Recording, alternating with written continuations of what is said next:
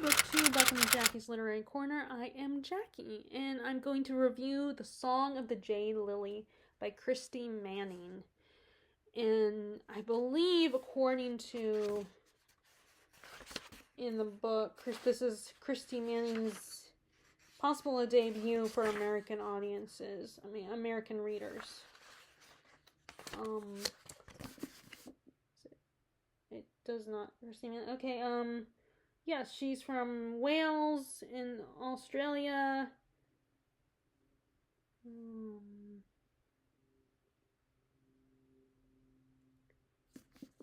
Well, anyway, so this is a story that takes place, half the story takes place during World War II, and the other half takes place in 2016. And, I'm a big fan of those kinds of stories where the past influences the present. An average person from the present day is figuring out about the past.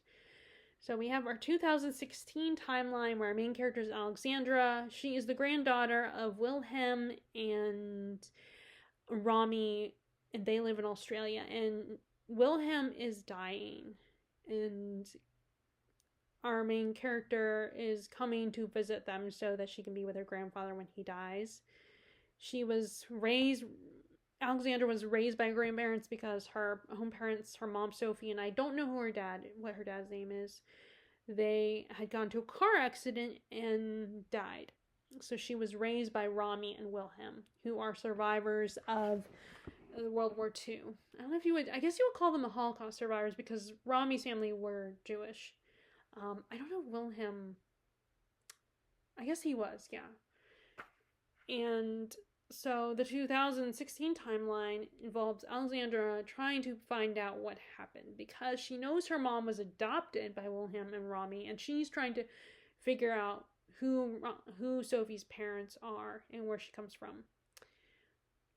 And she also had witnessed Rami whisper to Wilhelm before he died, "Please forgive me," and she doesn't know what her grandmother would need forgiveness for. She is very confused about that, and she ends up going to Shanghai.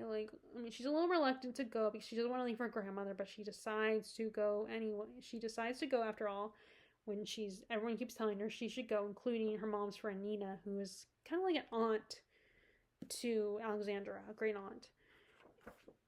And she is the 2016 timeline is basically her trying to figure it all out, put it together, figure out who her mom's biological parents are. And while she's there, she also meets this guy who is a nephew of the the manager of the building where she moves into. This guy Zhang, and he helps her out with figuring this all out. And Alexandra is getting over a relationship. So she's trying to decide if she wants to pursue this relationship. And he even inspires her to take on another job because she's not loving her job anymore. So the World War II storyline, which starts I think in 1939, involves Rami when she's a teenage girl. It's just her and her parents, and they are trying to get out of Austria. And they have left behind her brother. Her older brother is Daniel, and I don't remember what the other brother's name is. And they're trying to, I think one of the brothers has already died, and Daniel is going to war, is a soldier now. And after some finagling with help from a friend, they do get to Shanghai because they hear Shanghai is the safest place for them, though it's not entirely safe. They also have problems there as well for Jewish people. And they end up becoming friends with this family, the Hoes, who the patriarch of the family, he owns a little shop that has Chinese remedies and medicines. He wants a son, Jian. I don't know how to say his name. I don't know the language, the Chinese language, so I don't know how to say these names. And his daughter, he wants him to take his, continue in the family business, while Lee, his sister, wants to be a singer and a performer. And our main character, Rami, the main character of that timeline, becomes friends with these two and has to try to survive World War II and the war, and goes into hiding. And it's a hard story to read, especially that part of the story.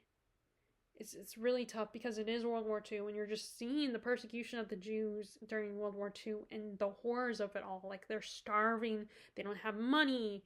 There's so many people suffering. There's some people are trying to, start rebellions against the Nazi government. And just the horrors. It's very intense part of the story. And just seeing what these kids, they're all teenagers, which one of the things I do like is the fact that it's mostly focused on these teenagers and how they are selfish at times, but they're also scared.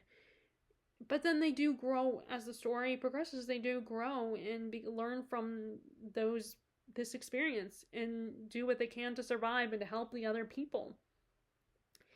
And she's constantly writing letters to her brother Daniel, hoping he'll be reunited with them. Her mother is really struggling. I mean, I think she might even be experiencing depression.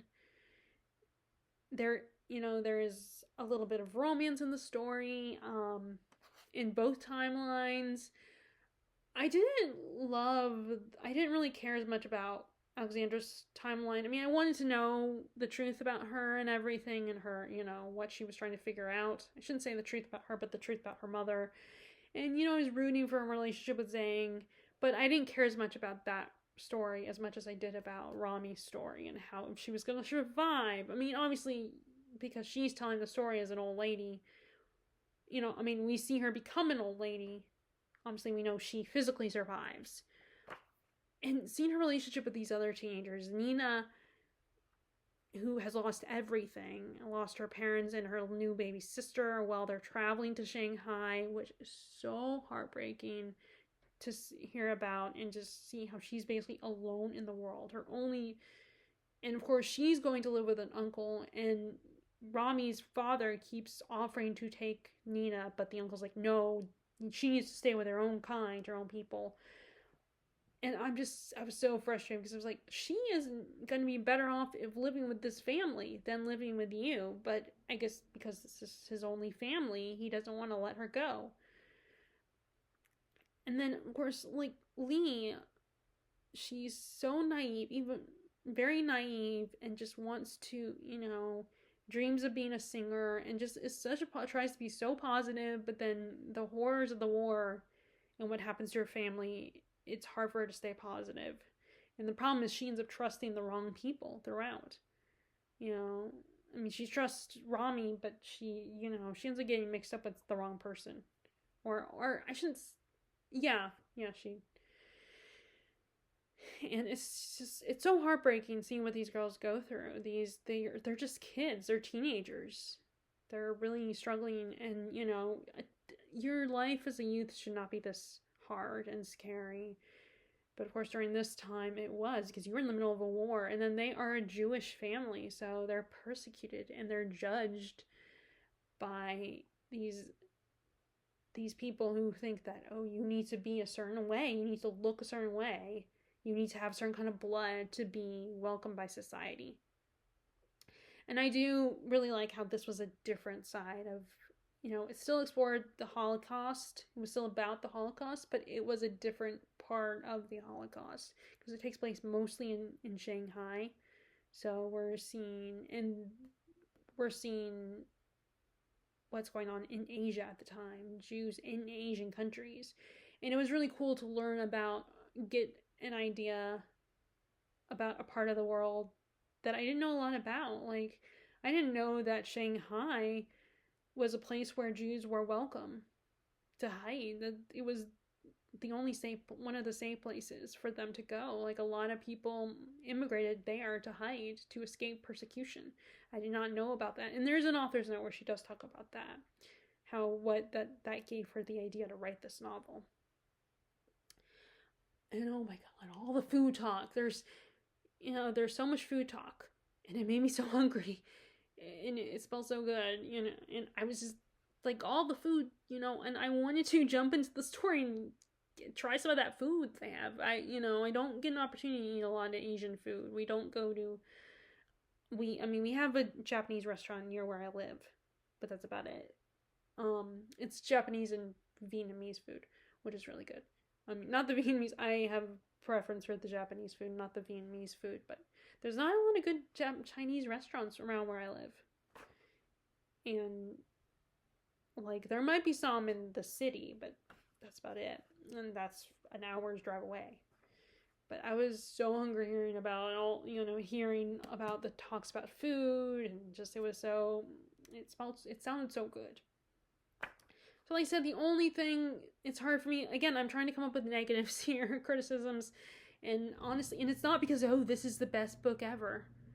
I mean, like, it's the same thing when I did my review for Mad Wife.